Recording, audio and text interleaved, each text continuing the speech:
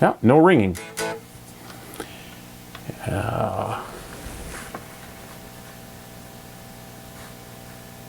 No sound either.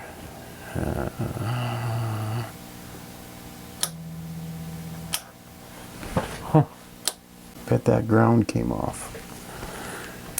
Okay.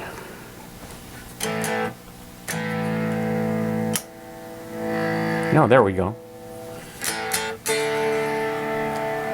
That's rather strange. I've got very low output. Why is that?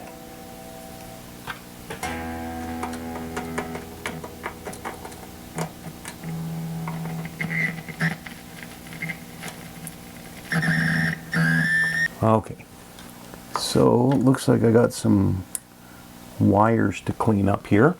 I might have to replace some coax.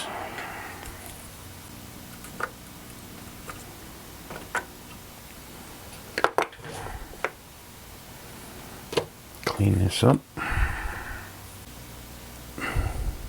Oh, that's what I did.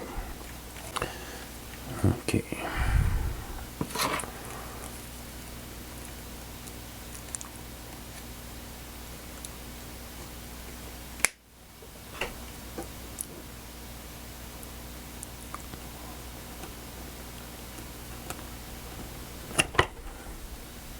So one thing you want to make sure to do when you're doing this, if you're going to, what happened here was the braid on this coax cable, from all that soldering the ground and unsoldering, it melted through the jacket of the inner conductor and shorted.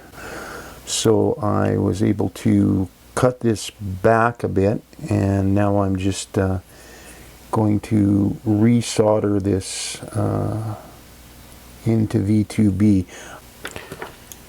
So it's tough when you're doing this kind of thing and then you have to stop to make a repair on something. Your impulse is always to rush. I know I totally am completely impatient with this right now, but if I don't do the job right now, it's just going to come back and bite me later.